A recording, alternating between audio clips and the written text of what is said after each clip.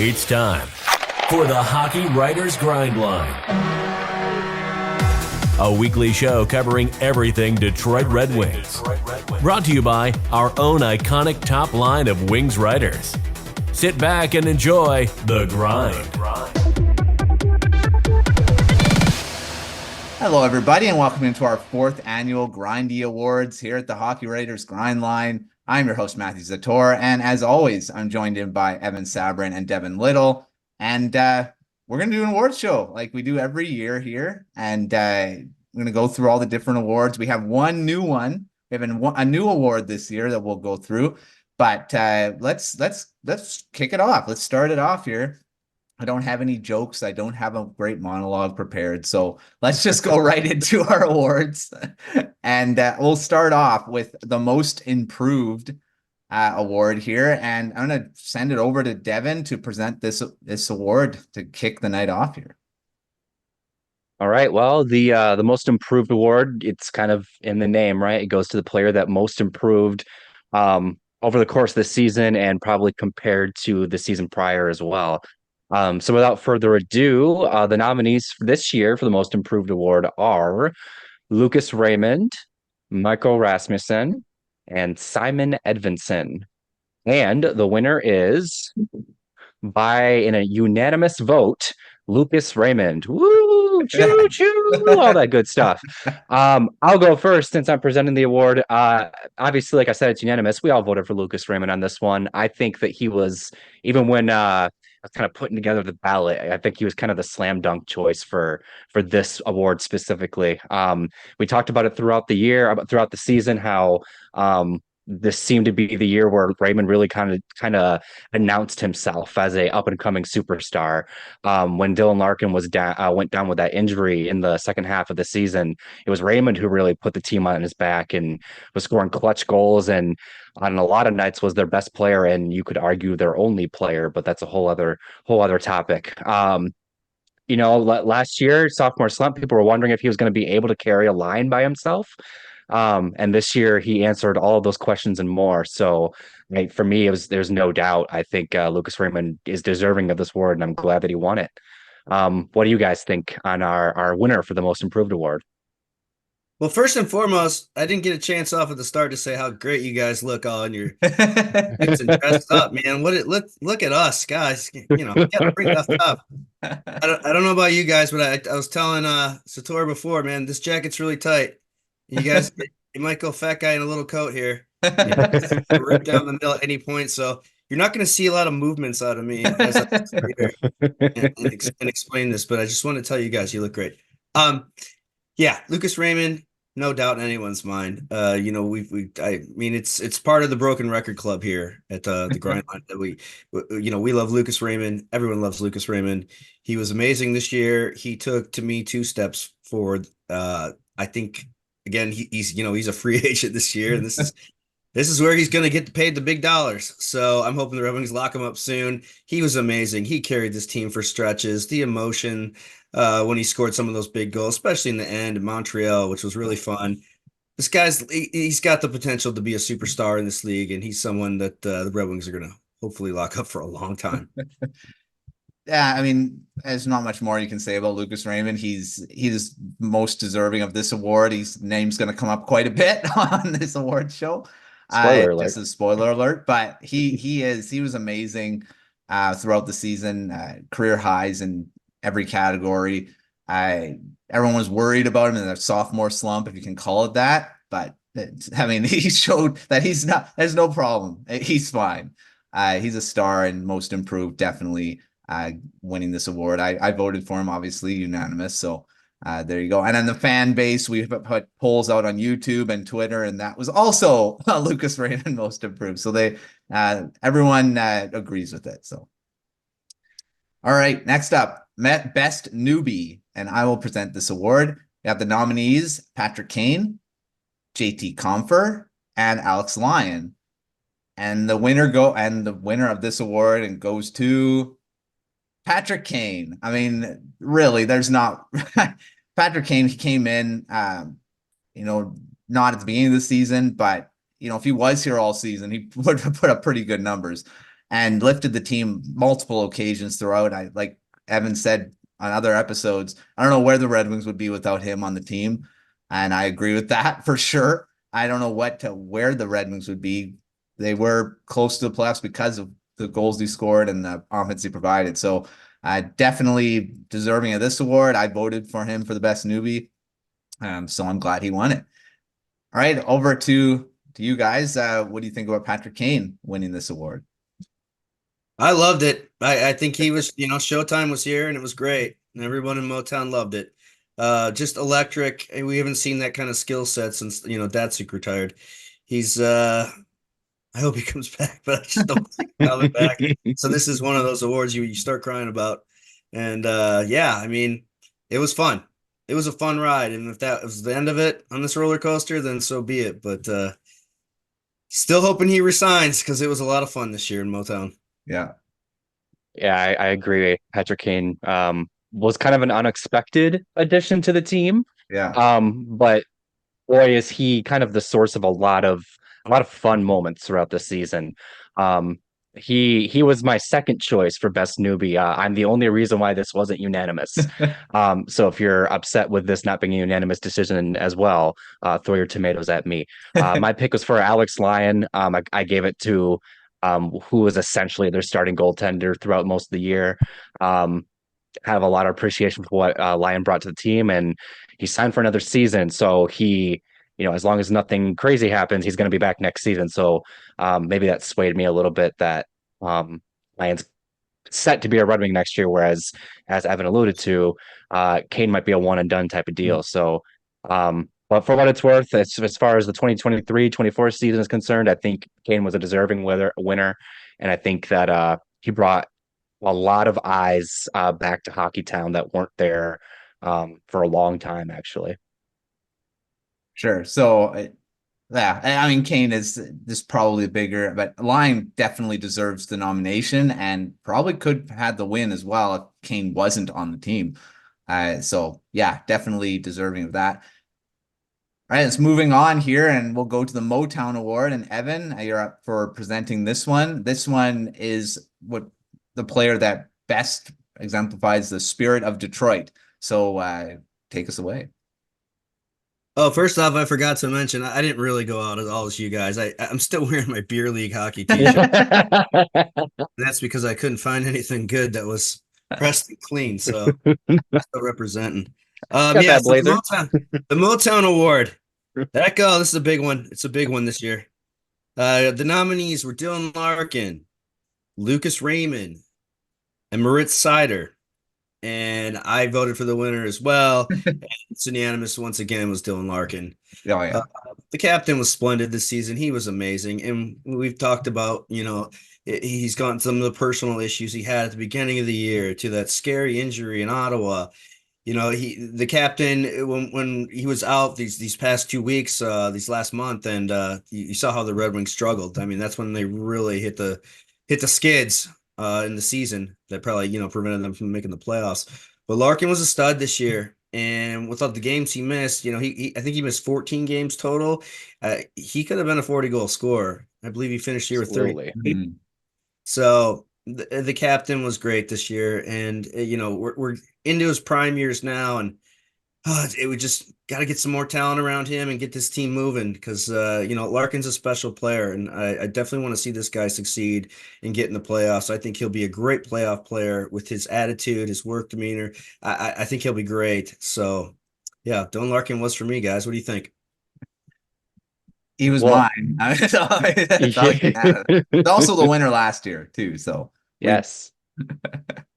And I think this is a big reason why he wears the C for this team, right? I think, and that speaks to the fact that he won last year as well, right? He has to overcome a lot. A lot of people zero in on him as the best player on the team. They're sending their biggest dudes on him, throwing cheap shots on him, and he just kind of gets up and powers through. And if he can't power through, he's dying to be with he's supporting his guys and dying to be out there with them, even when he can't be.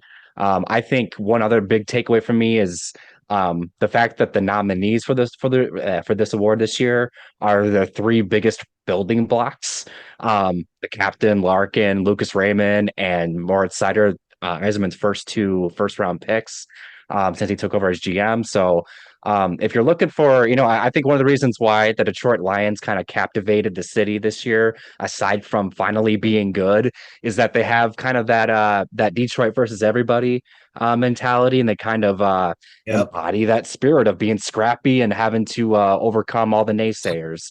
I think that Yzerman is building a Red Wings team that is going to embody that spirit as well.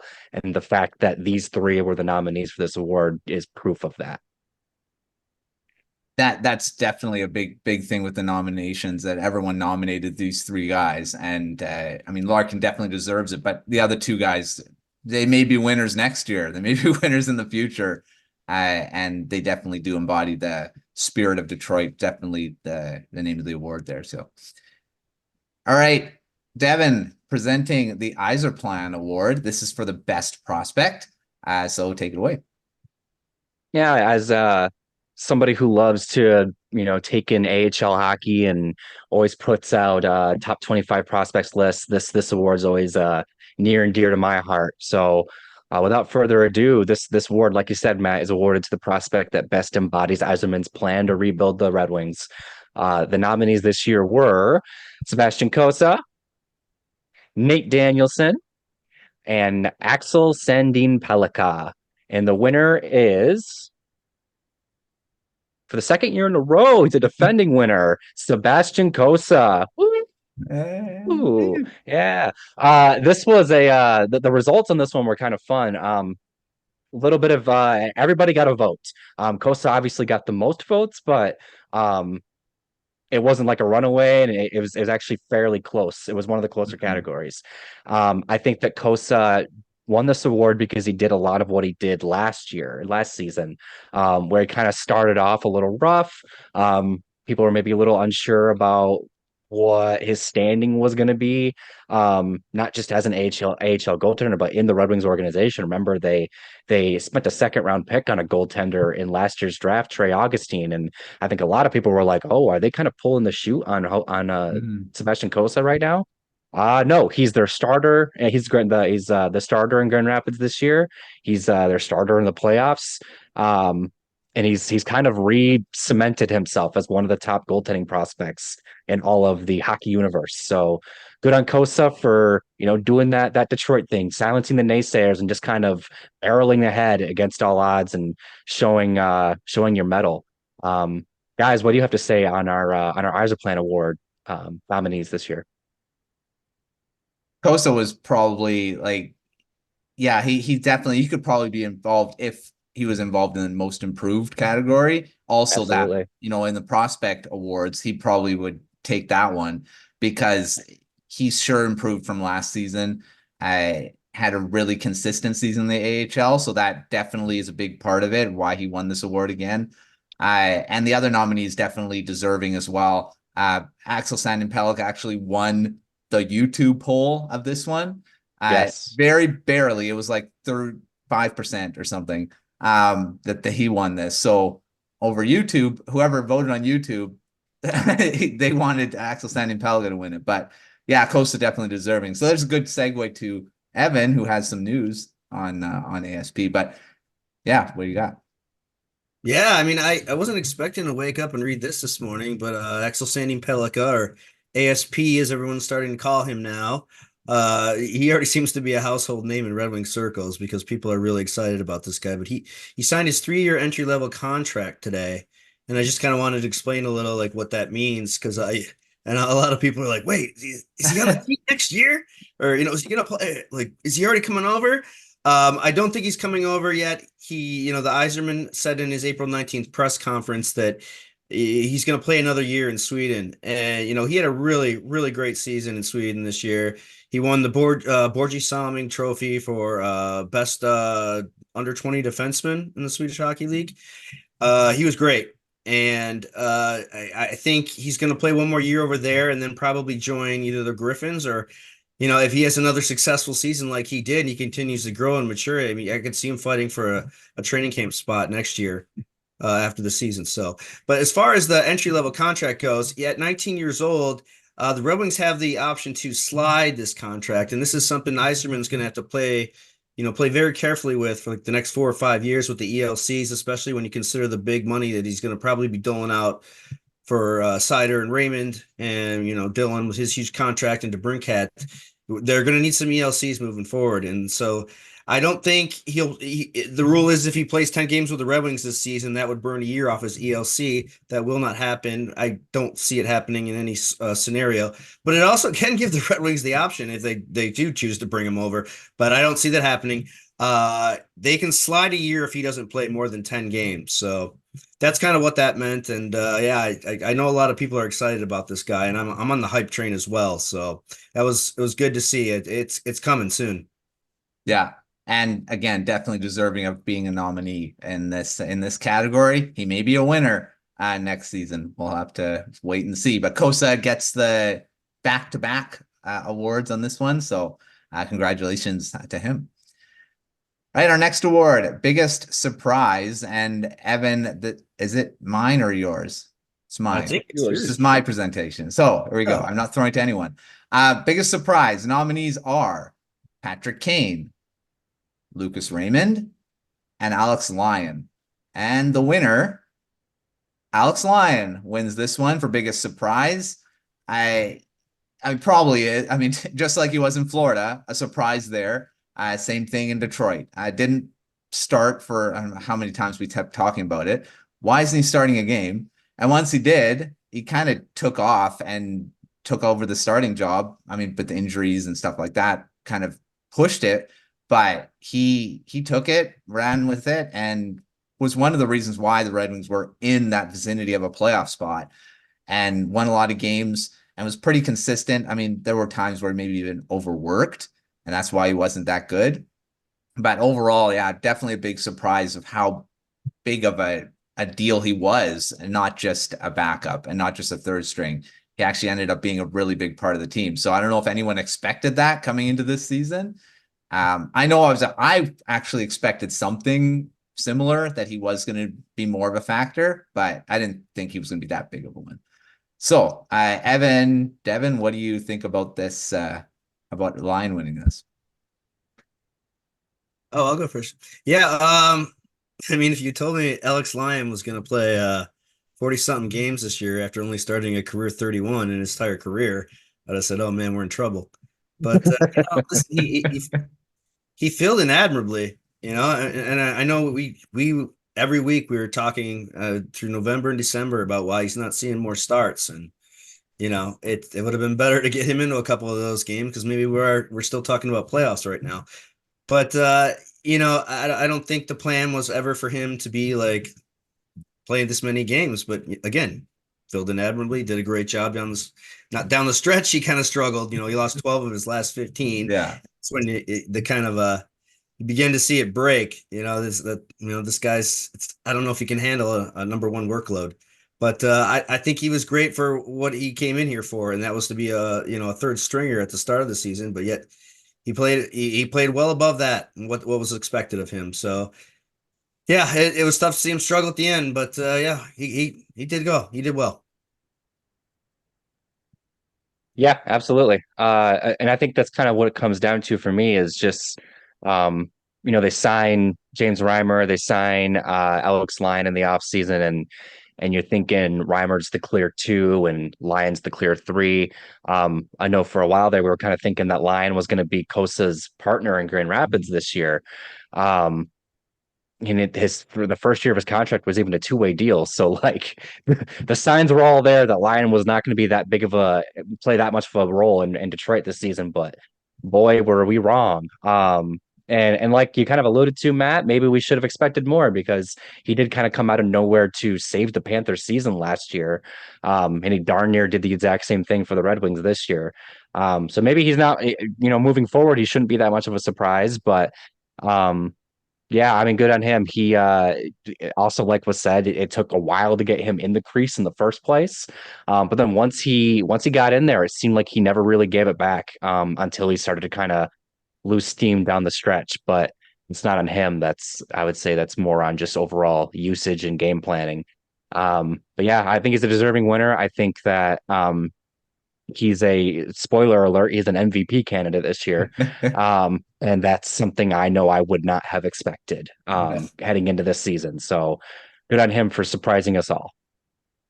100%. I mean, a big surprise, and then being in the MVP category too that's even a bigger surprise. I don't think anyone would have done that. All right. Our next award, and this is called the Just a Guy Award, and this is for someone that we somewhat forgot about, maybe that he was on the team, or in that kind of case. And presenting this award is Evan. So take it away. Yeah, now I see how this was set up. All the guys I don't like. Yeah, the Just a Guy Award, which we just alluded to. The nominations for this year: Justin Hall, Klim Kostin, and Ali Mata. And oh, come on, man, this one had to have been unanimous, right? Winner? It was Justin Hall. I still, and I've said it 100 times, that if Yzerman could do a do-over, this would have been one of the ones he'd want to do back. Justin Hall, I mean, he barely even played this year. I think he played less than 40 games, maybe. But yeah, a bad signing. Three times what, 3.25 or 3.75? I can't forget the difference, but it was tough, man, because I think they really needed that right-handed defenseman shot, and they're gonna have to get crafty with this. I think he's definitely a buyout option this summer. Maybe he's a sweetener and a deal for something to take on that kind of contract, but it was safe to say, he spent the majority of the nights up in the press box, so we didn't really even see what he was. I didn't really even feel like at times of the season he was even part of the team. So yeah, definition of just a guy, right? Justin Hall. I don't know. I think they were expecting more out of him. He was a whipping boy in Toronto too. So I mean, I guess he just continued as it in Detroit. I agree with that. I can't remember if I voted for him or it was Klim Kostin, because Kostin's not even on the team anymore. But yeah, I don't know. I'm not sure who I voted for, but all of them deserving of the nomination. What do you think, Devin?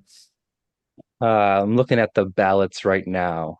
You and Tony voted for Kostin. Okay, so I did have Kostin. Yeah. Yes.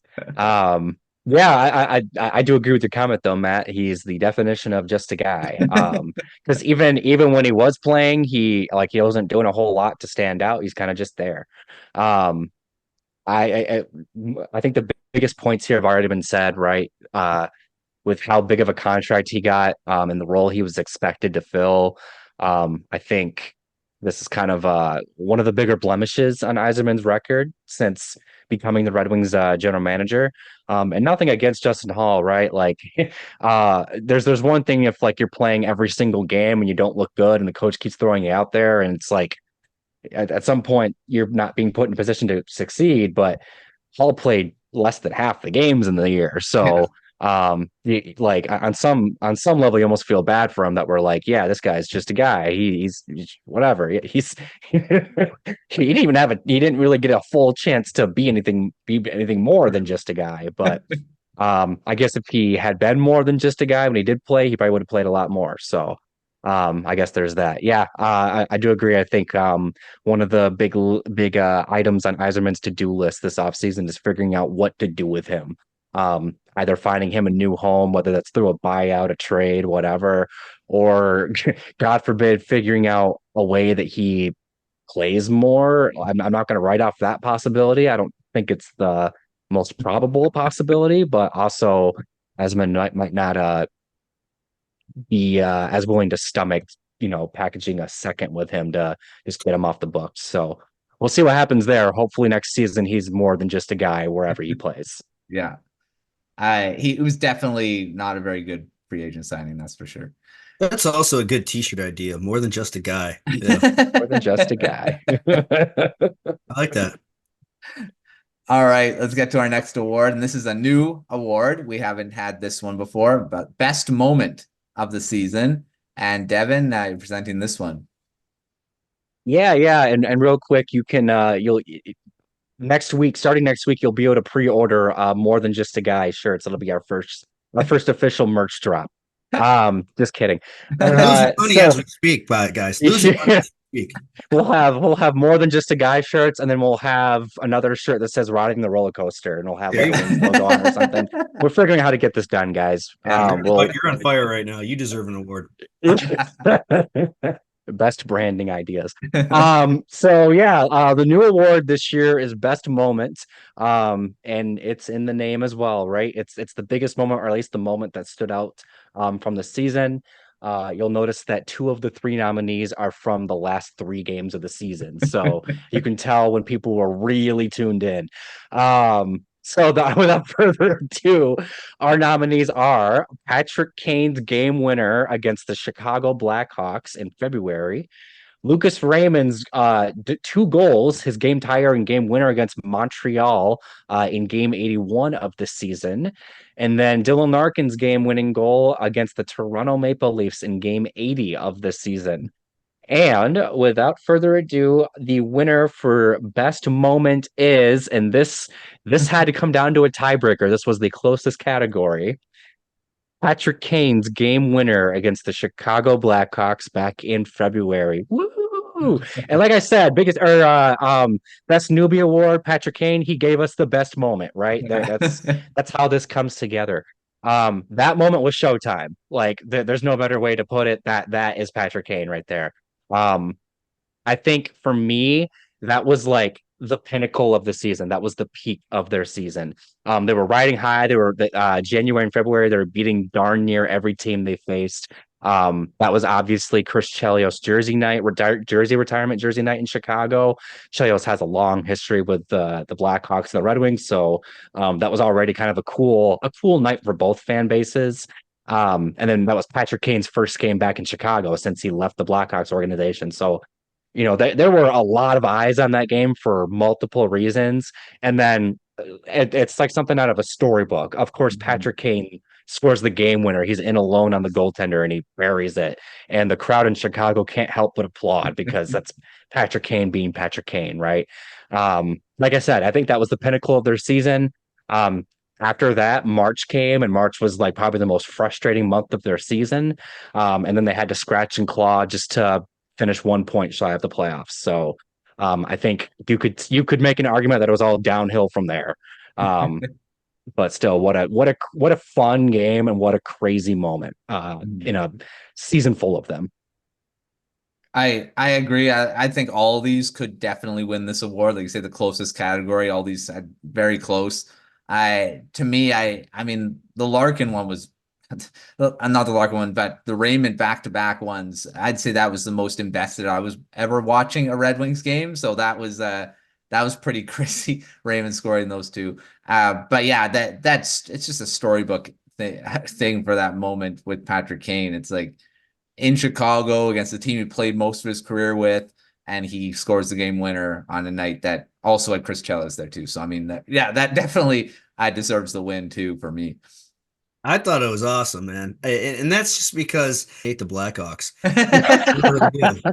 That's like the one team I've hated my whole life, and so to have Chris Chelios, who only won a Stanley Cup with Detroit, in there being honored, and then having their franchise's best player score that goal in overtime.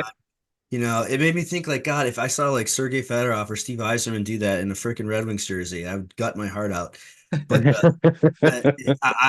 was showtime. It was electric. It was, everything we've talked about with Patrick Kane this season, and him coming at the crowd and yelling showtime. Oh, there's my jersey. It was fantastic. I mean, that was a special moment. That was one of those games. And I said earlier this year that I'm going to remember for a long time and remember where I was when I watched it. 'Cause, that was fun. That was really fun. Yeah. Like I say, all these moments, they're fun games, and that's why they're were nominated for the best moment. So there you go. All right, Evan, I'll throw it to you for our final award of the night, and that's our team MVP. And the biggest one. This is like the best picture, that type of thing. So take it away. All right. Well, we're in the Broken Records Club. So for team MVP, man, nominees are Dylan Larkin, Lucas Raymond, and Alex Lyon. And for the 3rd straight year, it's La La Land. Well, it's kind of like L.A. Larkin. So Dylan Larkin, of course, is the winner. After this amazing, this season that we've already talked ourselves over 100 times about, the captain was amazing this season, and I think it was one of his best seasons of his career. And even with missing the 14 games, we talked about how he could have been a 40 goal scorer. Don't need to get into that again, but the captain is something special, and this team goes as he goes. And I think the Red Wings brass knows that, and that's why he's locked up long term and why he's the face of the franchise. So can't go wrong with Dylan Larkin, man. I totally agree. He was the MVP. I mean, I guess say Lucas Raymond would definitely be in the category too. Obviously, he was nominated for a reason. But Larkin all season, I mean, he was electric at the end of the season too, pushing him into the playoffs. Potentially almost into the playoffs, tied for the last wild card spot. Yeah, he definitely deserving of this team MVP. I mean, we've said it many times in this show. So yeah. So for me, the reason why I voted for Dylan Larkin is it comes down to that month of March I alluded to just a little bit ago. What happened in March? Dylan Larkin went down and missed pretty much the entire month with an injury. And we saw what happened. Lucas Raymond tried his best to carry that team along and keep them in playoff contention, but that team was not the same without their captain. I think that, it's more than just one player. Hockey's like the ultimate team sport, in my opinion. So I don't know that you can pin it all on them not having Larkin, but I think we've seen time and time and time again that this Red Wings group is just not the same team without Larkin. It doesn't matter how many people they bring in. It doesn't matter, if they're riding hot, if they're riding cold. If they subtract Larkin from the lineup, they very rarely stand a chance. And maybe that's something that needs to be addressed. In fact, I'd argue it definitely is something that needs to be addressed at some point. But that just goes to show that if your team goes from being a legitimate playoff, like almost a lock, it felt like a lock in late February that they were going to make the playoffs, to then falling out of it and ending where they did.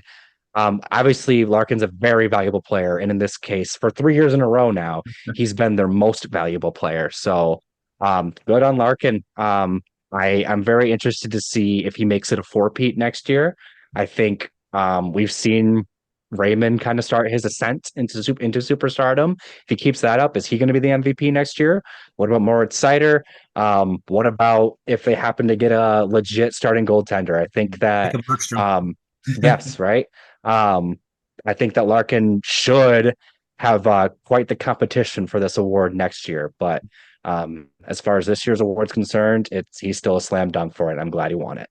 Yeah, 3 years in a row. So we'll see if he can repeat a fourth time next year. But there's our grindies for this year, and we wrap up the season with this show.